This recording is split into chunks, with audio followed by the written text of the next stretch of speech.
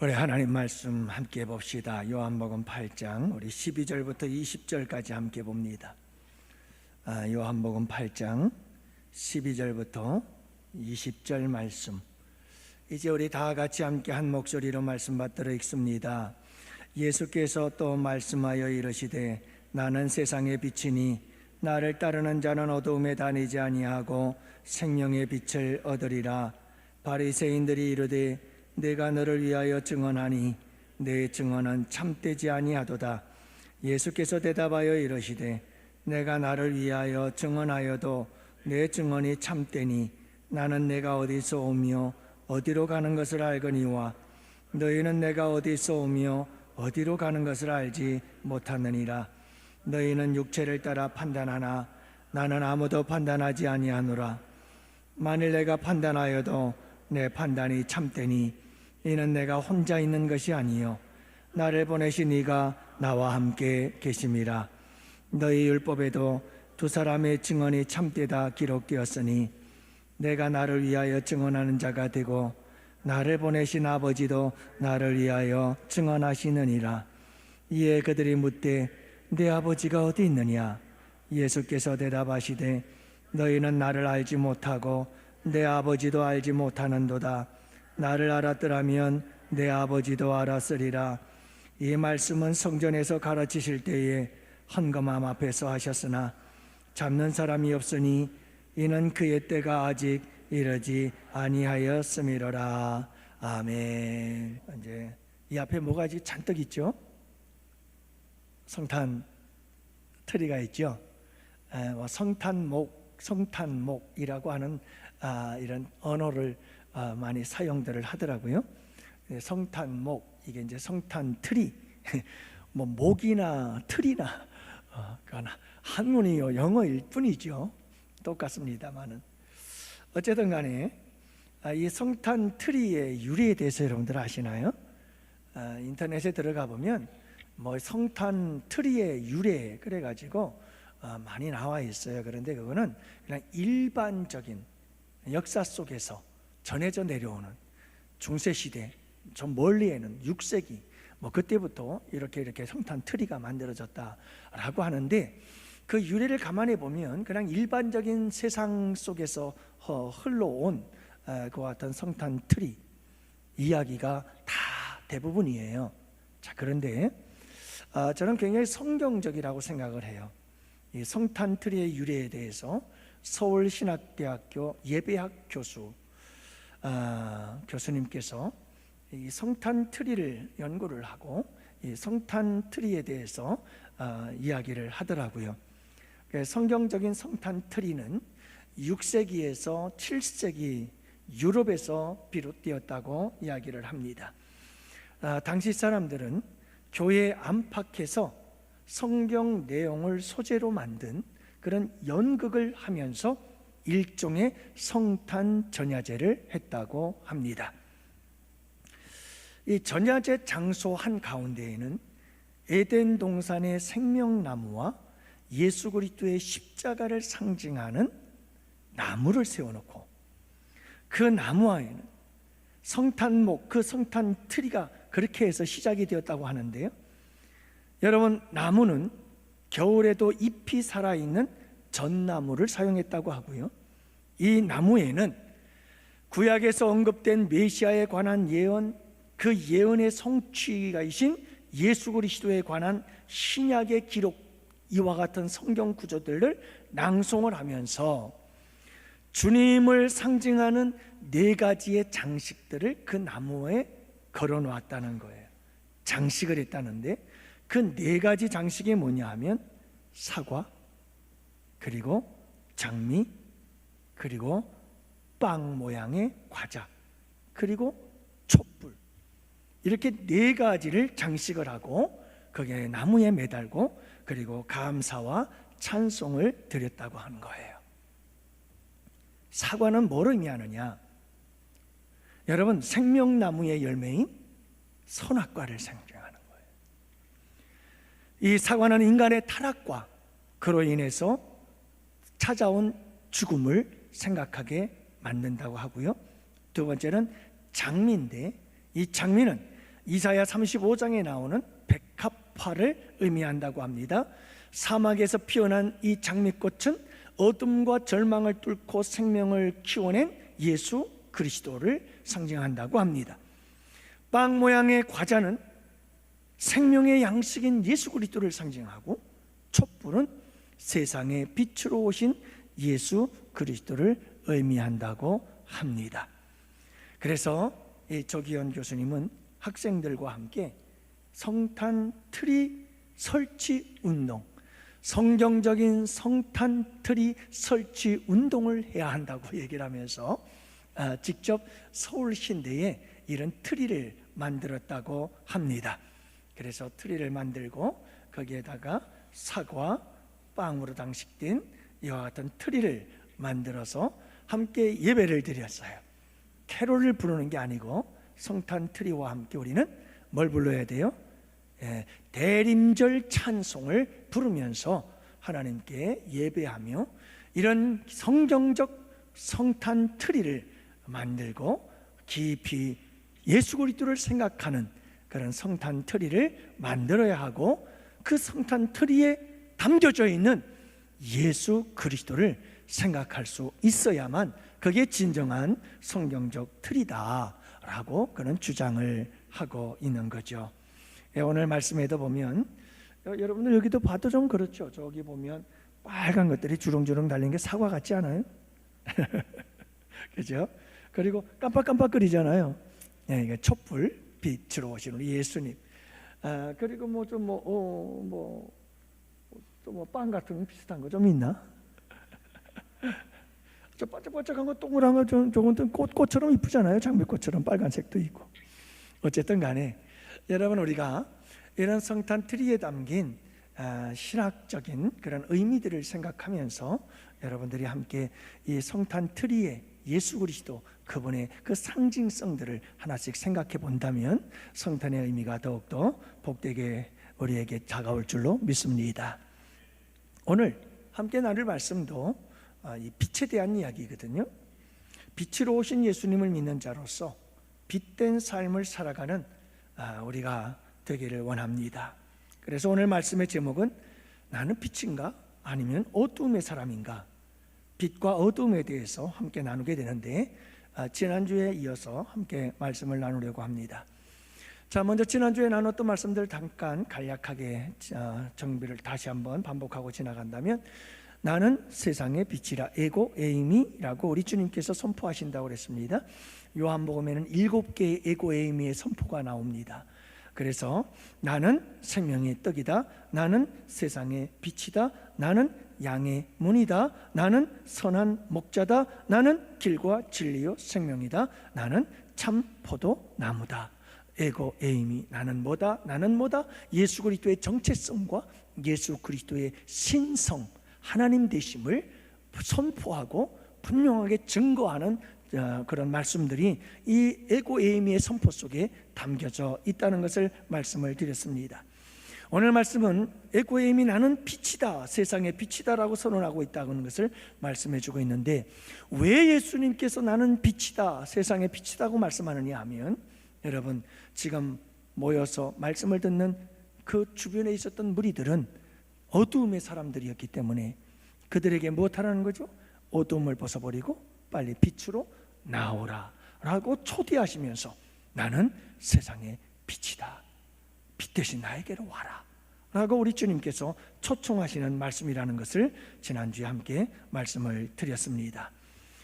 여러분, 우리는 성령의 감동하심을 통해서 우리의 영적인 지각이 열려지고, 여러분 우리 영적 지각이 열려지면서 예수 그리스도 그분이 나의 구주 되심을 깨달아 알게 되고, 그리고 그분을 영접해서 나의 구주로 모신 빛의 사람들이 되어진 복된 자들인 줄로 믿습니다. 그렇죠? 성령의 역사가, 성령의 조명하심이 없이는 예수 그리스도를 믿을 수가 없어요. 성령께서 우리의 무디고 그리고 무감각해져 버린, 죄악으로 완전히 오염되어 버린, 머리부터 발끝까지 전 인격이 죄악으로 완전히 오염되어져 버린 이와 같은 우리의 지각을 성령께서 열어주셔서 예수 그리스도 그분이 나의 구주가 되심을 깨달아 알고 고백하게 하신 거예요. 그래서 여러분, 예수님을 모실 때 우리는 빛이신 예수님 그분을 모심으로 빛의 자녀가 된 줄로 믿습니다.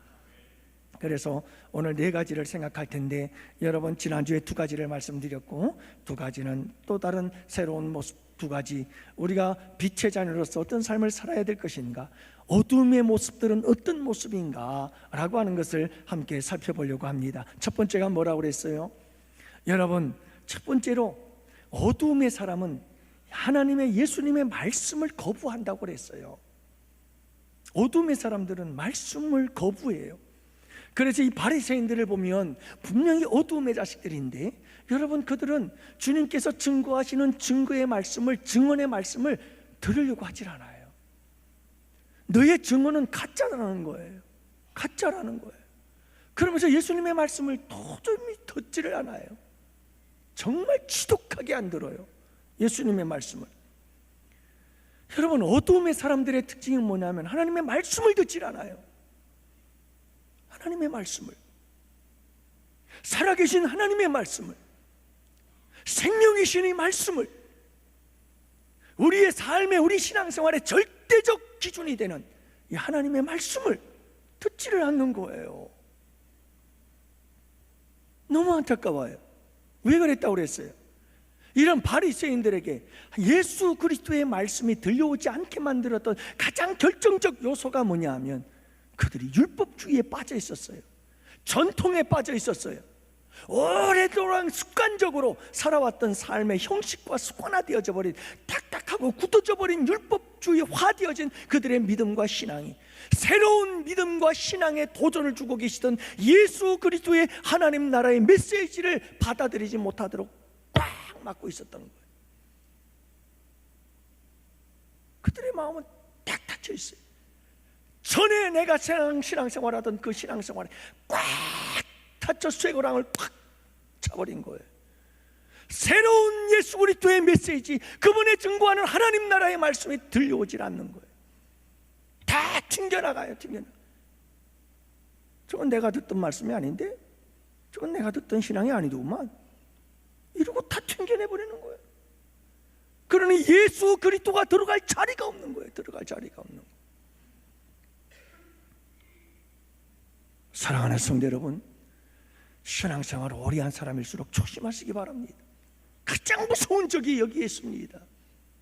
형식적이고 습관적이고, 지금까지 쭉 지난날 옛날부터 해오던 그대로의 그 습관, 여러분 그게 얼마나 우리로 하여금 새로운 하나님의 말씀들을 듣고 새로운 삶을, 새로운 역사를 창조해내는 데 방해가 되는지 아십니까?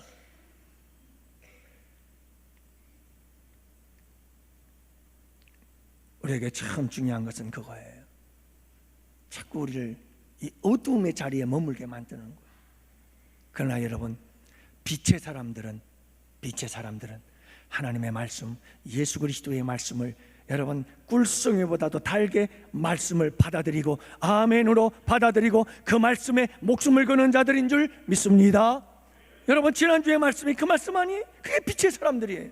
여러분, 내 안에 예수 그리스도가 있고 내 안에 예수 그리스도가 있어서 하나님을 아버지라 부르는 자들은 그냥 그 새 생명의 본성 자체가 하나님 말씀 없이는 살 수가 없어요.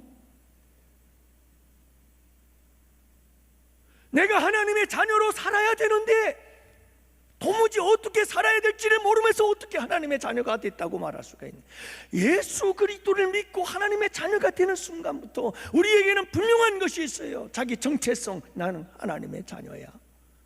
그 자녀는 자녀답게 살아야죠. 너는 의로운 자가 되었어. 믿음으로 말미암아 의롭다함을 얻었어. 그러면 이제는 의로운 자로서 의인의 삶을 살아가야 되잖아요. 뭘 어떻게 살아간다고요? 하나님 말씀이잖아요. 그 말씀 따라 한 걸음 한 걸음 가는 게, 그게 빛의 자녀로 살아가는 길이요, 의인의 삶을 살아가는 길이요, 그게 예수 믿는 하나님의 자녀로서 마땅히 가야 할 길이 아니겠어요? 여러분, 태어난 아기가 가장 먼저 본능적으로 하는 게 뭐죠? 먹는 거예요. 목숨 걸고 아이는 먹는 걸 찾아요. 안 가르쳐줘도 찾아요. 여러분, 그 먹는 것을 먹지 못하면 그 아이는 죽을 때까지 울어요. 죽을 때까지 울어요. 왜요? 생명이니까요. 빛의 자녀는 말씀을 먹어야 되는 거예요. 말씀을 찾아야 되는 거예요. 여러분, 혹시라도 우리가 영적으로 방황하면서 하나님의 말씀을 잠시 떠날 수는 있어요. 그렇지만 참된 빛의 자녀들은 견딜 수가 없어요. 내 영혼이 배가 고파서 견딜 수가 없는 거예요. 내 영혼이 굶주려서 견딜 수가 없는 거예요. 먹고 싶은 거예요. 울음이 터져 나와요. 그래서 찾는 거예요. 영의 양식을 찾는 거예요. 하나님의 말씀을 찾는 거예요. 그래서 말씀으로 다시 돌아오는 거예요. 빛의 자녀거든요. 빛의 자녀예요.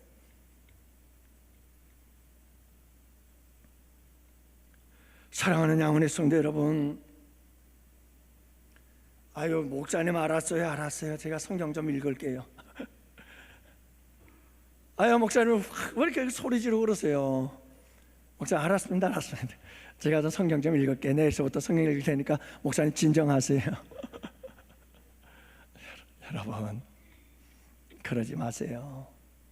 성경은 읽어주는 게 아니에요.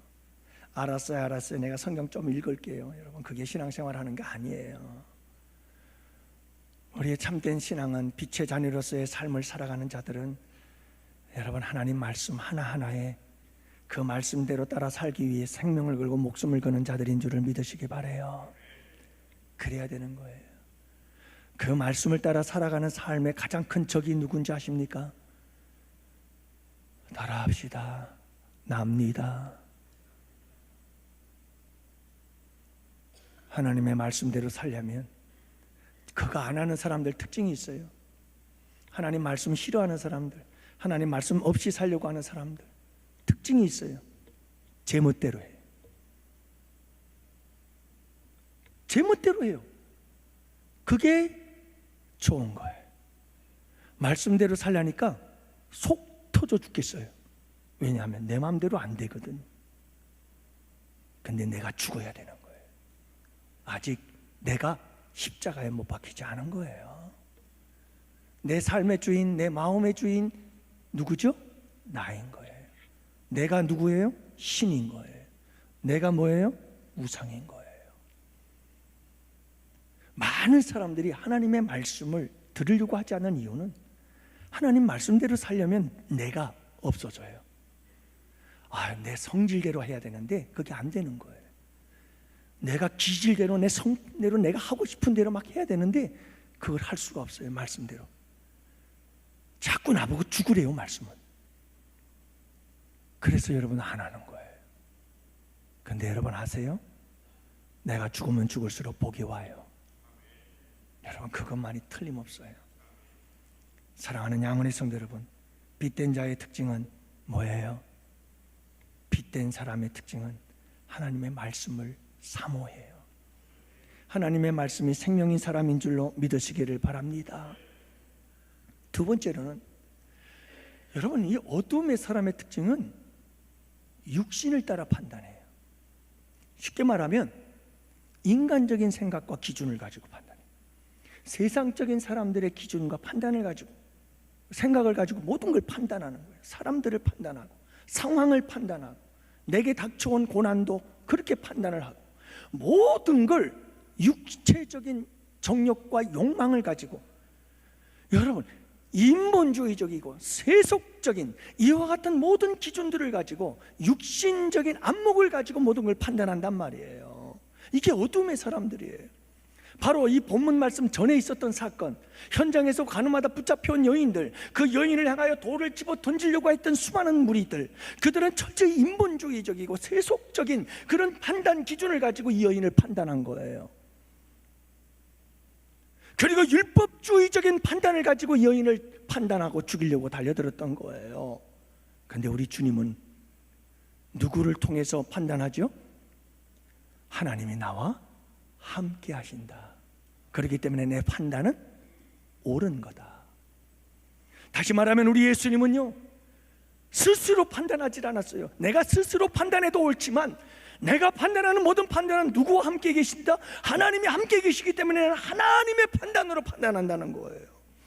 그러므로 여러분, 어둠의 사람들은 끊임없이 육신적인 판단을 가지고 모든 사람들, 모든 상황들을 판단하는 거예요. 하지만 빛의 사람들은 누구의 판단으로? 하나님의 판단으로 판단하는 거예요. 그러니 말씀이 없으면 하나님의 판단을 할 수가 없는 거죠. 누구의 판단이 나오네? 내 판단. 누구 판단? 세상적인 판단 기준.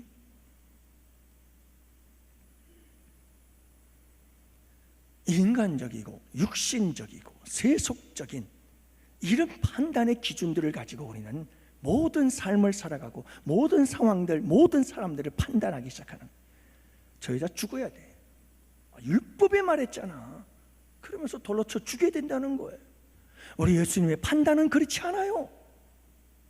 나도 너를 정죄하지 않는다. 다시는 가서 죄를 정하지 말아라. 무엇 차이예요? 인간적인 판단과 하나님 관점에서의 판단의 차이예요. 여러분, 어둠의 사람들은 항상 모든 것을 그렇게 판단합니다. 이건 말씀과 연관이 되어 있어요. 그러니 여러분, 예수 그리스도의 말씀이 없으니 예수 그리스도의 판단을 행할 수가 없는 거죠. 그들에게 무엇이 들어가 있어요? 율법이 들어가 있어요. 인본주의가 들어있어요. 세속주의가 들어있어요. 그러니까 그것대로 판단하는 거예요. 그냥 그대로 가는 거예요. 내가 들어가 있어요. 내가 절대적 기준이 되어서 내가 모든 걸 판단하는 거예요. 그러나 여러분, 빛의 사람들은 예수 그리스도가 기준이 되시고 하나님이 기준이 되는 줄로 믿습니다. 그래서 하나님의 판단을 하게 되는 거고 예수님의 판단을 하는 거예요. 그래서 항상 묻는 거예요. 하나님, 이 상황 어떤 상황이죠? 내 눈에서, 나의 관점에서, 내 생각으로 판단이 아니라 주님, 이 모든 상황들을 볼 때 주님, 어떤 일이죠? 이게 무슨 의미죠? 왜 이런 일이 있는 거죠? 주님, 뭘 원하시는 거죠? 여러분, 주님의 판단으로 판단할 줄 아는 사람들이 되시기를 축복합니다. 내 모든 판단이 하나님의 판단이 되시기를 원합니다. 여러분, 그래야 그게 빛의 사람인 거예요. 사랑하는 성도 여러분, 오늘은 세 번째로 여러분들과 함께 말씀을 나누고자 합니다. 오늘 말씀해 보면 어둠의 사람들의 특징이 뭐냐 하면 예수님도 모르고 하나님도 몰라요. 아무것도 모르는데 종교적 열심은 대단해요. 다시요. 여러분, 하나님의 말씀을 지켜놓으면 우리의 신앙이 얼마나 잘못되기 쉬운지를 항상 여러분 기억해야 돼요. 이 바리새인들의 모습을 보면 하나님도 모르고 예수님도 몰라요. 예수님도 모르고 하나님도 제대로 몰라요. 예수님을 모르니까 누구를 모르는 거죠? 하나님을 모르는 거예요. 그러면서도 바리새인들만큼 종교 생활에 열심히 했던 사람들이 없어요. 얼마나 열심히 했는지 몰라요. 여러분 19절 말씀을 보시면 19절에 이렇게 기록되어져 있어요.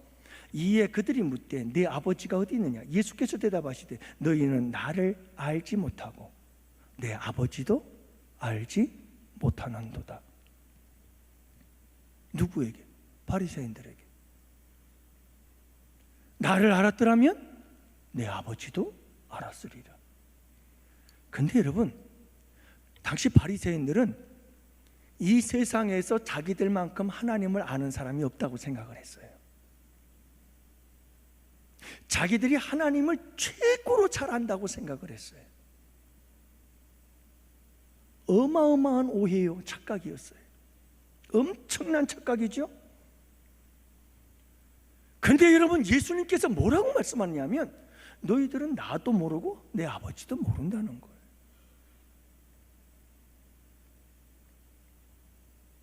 어둠의 사람들은 착각 속에 살아요. 여러분, 어둠의 사람들은 착각 속에 살아요. 참 비극적인 착각이에요. 너무너무 위험한 착각이에요. 바리새인들이 왜 그러냐면, 이런 착각을 하게 된 이유가 뭐냐면, 그들 안에 누가 없었어요? 예수 그리스도가 없었어요. 눈앞에 예수 그리스도를 보고도 받아들이질 않았어요. 사랑하는 성도 여러분, 예수님을 알지 못하고 예수님을 깨닫지 못하고 예수님을 영접하지 않은 자에겐 얼마나 치명적인 이와 같은 신앙의 생활에 착각이 있을 수가 있다는 걸 항상 잊지 말아야 돼요. 예수님을 모르면 하나님도 모르는 거거든요. 그들은 예수님을 절대로 믿질 않아요. 그러면서 자기들은 하나님에 대해서 모든 것을 알고 신앙생활은 온 세상에서 제일 잘한다고 생각을 했어요. 제일 잘한다고 생각을 했어요. 근데 우리 주님의 말씀은 너희들은 나도 모르고 아버지도 모른다, 하나님도 모른다는 거예요. 여러분, 얼마나 열심히 했어요? 바리새인들 보세요. 신앙생활, 금식기도 일주일에 몇 번씩 철저히 했죠. 여러분, 11조 생활 철저히 했죠. 안식일 철저히 지켰죠. 율법과 전통을 따라서 수백 가지의 여러분 그런 규칙들, 전통들, 유전들을 만들어 놓고 그거 하나씩 다 지켰어요. 대단하죠. 대단하죠. 그런데 여러분, 다 껍데기였어요. 그 안에 뭐가 없었어요? 예수가 없었던 거예요. 그 안에 예수가 없어요. 사랑하는 성도 여러분, 예수 그리스도가 내 안에 있어야 돼요. 그분을 인격적으로 만나야 돼요.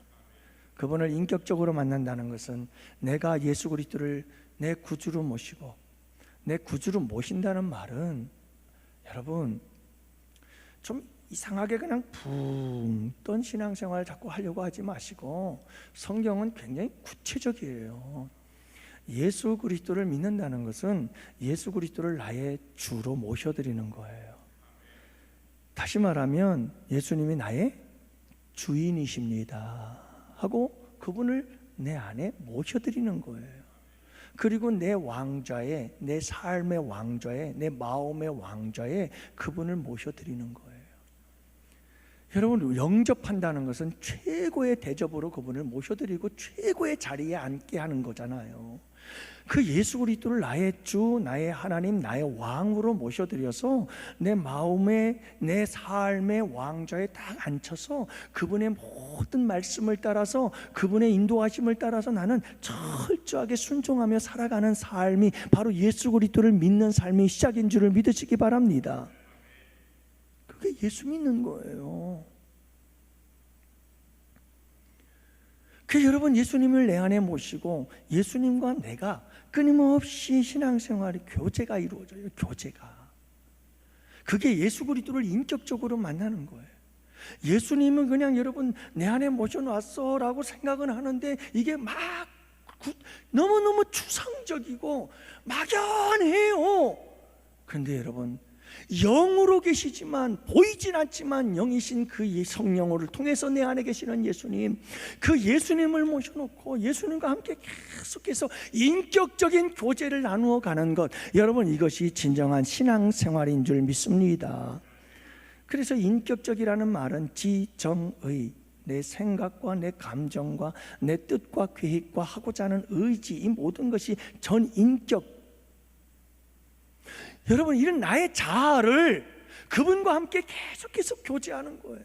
내 안에 계신 그분과 생각을 나눠요. 주님, 내 생각은 이런데 주님 생각은 어떠세요? 그 주님과 내가 일치되어 가는, 그 주님과 내가 하나가 되어져 가는 사건들, 여러분 이게 바로 예수 그리스도를 믿는 믿음 생활인 거예요. 그래서 그분과 내가 하나가 되어져 가는 거예요. 내가 나에게 맞추는 하나가 아니라 예수님께 맞추어가는 하나됨을 이루어가는 거죠.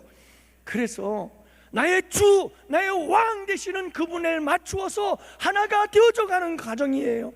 그래서 내 생각을 나누고 내 감정을 나누고, 그래서 감정까지 쳐서 복종시켜야 되는 거예요. 여러분, 그게 믿음 생활인 거예요.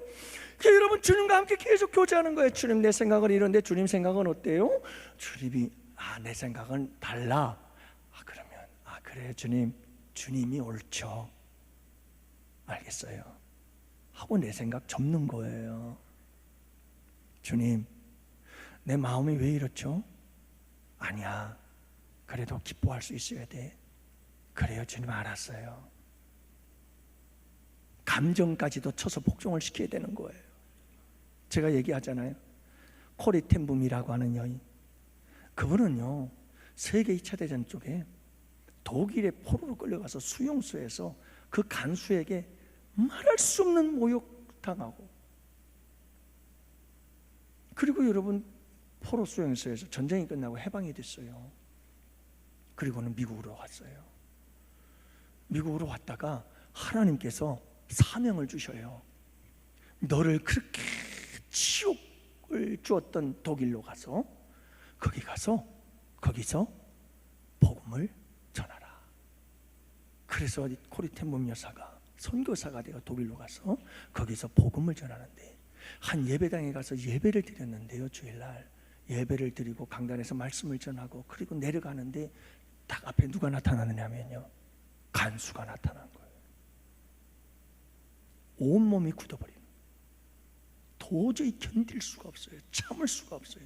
그런데 주님께서 그 순간 말씀하시는 거예요. 딸아, 용서해라. 주님, 못합니다.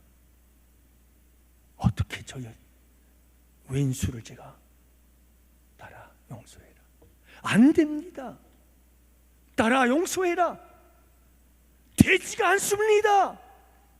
딸아 용서해라. 근데 코리 텐붐 여사가 책에 그렇게 기록을 해요. 용서하라고요? 명령이신가요? 그러면 명령에 따르겠습니다 하고 용서를 선포해요. 도저히 나는 이 감정이 그가 용서가 되질 않아요. 근데 하나님은 용서하라 하시는 거예요. 그래서 내 감정조차도 하나님 말씀에 순종케 하기로 했어요. 그리고 그 짧은 순간의 찰나였지만 코리 텐붐 여사는 주님, 명령이라면 내가 순종하겠습니다 하고 다가가서 그에게 악수를 하고 당신을 용서합니다라고 선포했을 때 그 간수가 울면서 무릎을 꿇고 회개하고 사과하고 용서를 빌고, 여러분 새로운 역사가 일어나게 된 줄을 믿으시기 바랍니다. 우리의 신앙생활이라는 것은 정말 그래요. 저도 목회를 하다 보면 정말 웬만한 건 다 하겠는데 주님, 도저히 이것만은 잘 안 돼요. 잘 안 돼요. 그래서 계속 싸우는 문제가 있어요. 하지만 여러분, 적어도 빛의 자녀들은 분명한 것이 뭐냐 하면 우리의 전 인격을 그분에게 맡겨드려야 된다는 거예요. 못할 때에는 괴로워서 견딜 수가 없어요. 하루하루가 괴로워서 견딜 수 없고 고통과 괴로움이에요. 그래서 마침내는 어쩔 수 없이 그 말씀에 순종할 수밖에 없는 존재, 그들이 바로 빛의 자녀들인 줄로 믿습니다. 여러분, 그게 예수 믿는 사람들의 모습인 거예요. 사랑하는 성도 여러분, 우리 안에 예수 그리스도가 있다면 그렇게 되는 거예요. 근데 여러분, 예수 그리스도가 없어요.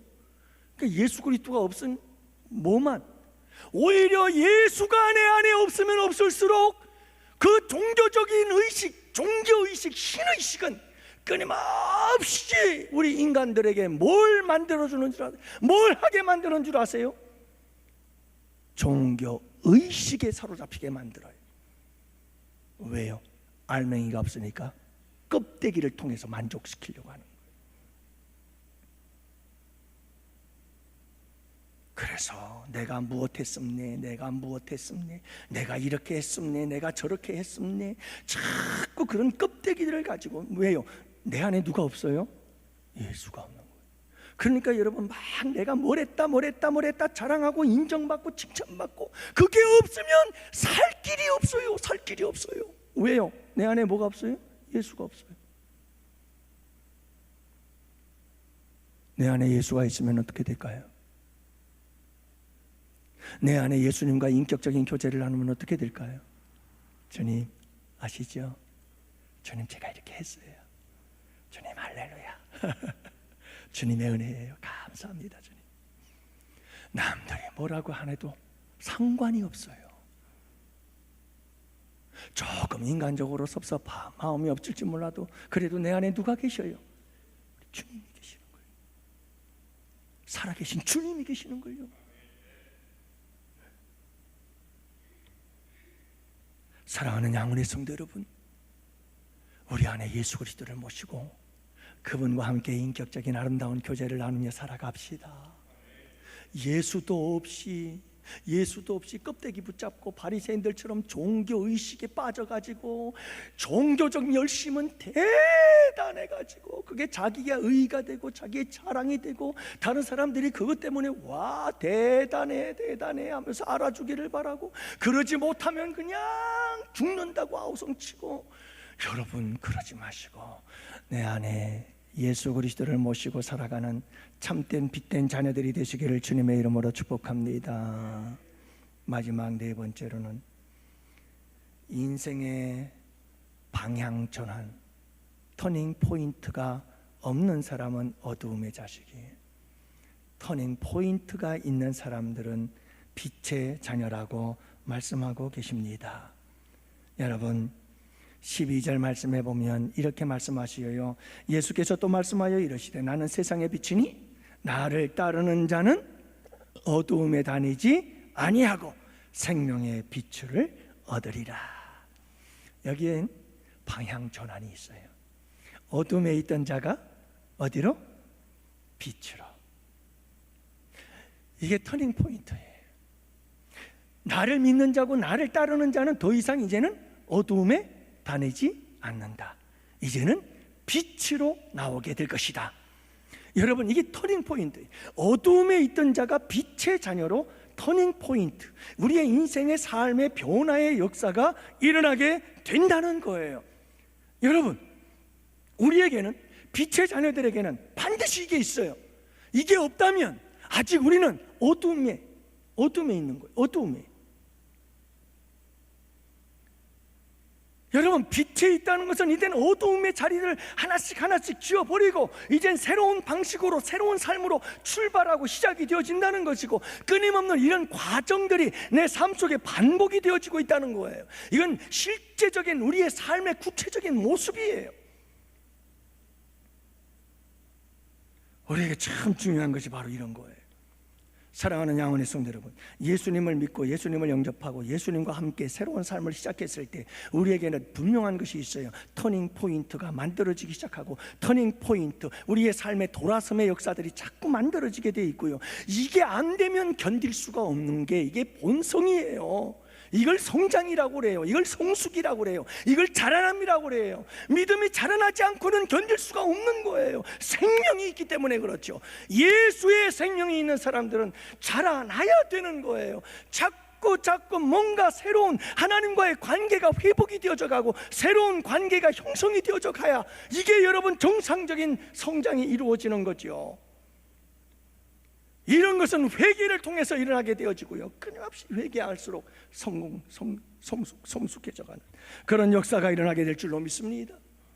그리고 여러분 예수의 생명이 정말 있는 사람들은, 빛의 생명이 있는 사람들은 여러분 이와 같이 하나님의 말씀 안에서 끊임없는 성장과 성숙의 역사들, 터닝 포인트, 내가 깨지고 부서지고 새롭게 재탄생하는 역사가 일어나지 않으면 견딜 수가 없어. 그래서 금식하고 기도하고 눈물로 부르짖고. 여러분 나 변화시켜달라고 눈물로 기도해 본 적 있으세요? 하나님 나를 좀 변화시켜 주세요, 이렇게 여러분들 금식하며 기도해 본 적 있어요? 기가 막힌 일입니다. 기가 막힌 일입니다. 이게 본질을 다 잃어버린 거예요. 우리가 정말 금식을 하려면 하나님 나를 고쳐주십시오. 나를 변화시켜 주십시오. 나를 바꾸어 주십시오. 이 못난 나를 새롭게 해주옵소서. 그리고 여러분 금식해야 되는 거예요. 눈물로 기도할 때도 여러분 가슴을 치며 가슴을 찢으며 하나님, 나를 좀 새롭게 해주세요. 이 못난 사람을 좀 변화시켜 주옵소서. 그렇게 울며 기도해야 되는 거예요. 그게 여러분 신앙의 본질인 거죠. 사랑하는 양원의 성도 여러분, 빛의 사람은 어둠에 다니는 것을 견딜 수가 없어요. 빛의 사람을 한번 저 어두운 제약 세상 한복판에 내던져 보세요. 어떤지 아세요? 아직도 여러분들 가운데 저 세상 가운데 딱 던져 놓으면 세상에서 그래 견딜만 하네, 괜찮네, 재미있네 이런다고 한다면 여러분은 아직 덜 성숙한 거예요. 아주 위험한 거예요. 여러분, 정말 빛된 사람들은 어둠 속에 들어가면 견딜 수가 없어요. 막 머리가 치근치근 아프고요. 그 세상 속에서 하는 사람들의 언어만 들어도 막 그냥 막 구토가 나오고요. 견딜 수가 없어요. 견딜 수가 없어요. 빛과 어두움의 차이죠. 큐티를 하면서 한 집사님이 그런 얘기를 합디다. 내가 전에는 왜 그랬을까? 내가 왜 이제야 그걸 알게 됐을까? 조금 더 알았더라면 일찍, 이런 걸 조금 더 먼저 알았더라면, 그러면서 안타까워하는 모습을 말씀을 하시더군요. 왜 과거에는 왜 이렇게 어리석었을까? 왜 이렇게 미련하게 살았을까? 참 이렇게 말씀을 보니까 이게 다 답이 있는데, 그러면서 안타까워하는 모습을 봤어요. 사랑하는 성도 여러분, 빛의 사람들은 빛으로 나올 때 가장 행복한 거예요. 할렐루야. 그래서 오늘 말씀을 꼭 기억했으면 좋겠어요. 끊임없이 우리는 방향 전환으로 나아가는 거예요. 기도할 시간이니까 기도합시다. 여러분, 우리는 끊임없이 새롭게 터닝 포인트가 우리의 삶에서 돌아서는 역사가 계속 일어나야 돼요. 십자가와 부활 사건은 2000년 전 사건이다? 아니다. 십자가의 죽음과 부활의 사건은 오늘 내 삶 속에서 계속해서 되풀이되고 반복될 내 삶의 사건이어야 한다. 내가 죽어지고 새로운 예수 그리스도의 모습으로 태어나는 역사, 이런 터닝 포인트의 역사가 우리의 삶 속에서 계속해서 일어나게 되기를 축복합니다. 할렐루야. 우리 함께 이 말씀들을 생각하면서 주신 기도의 제목들을 안고 우리 함께 기도의 자리로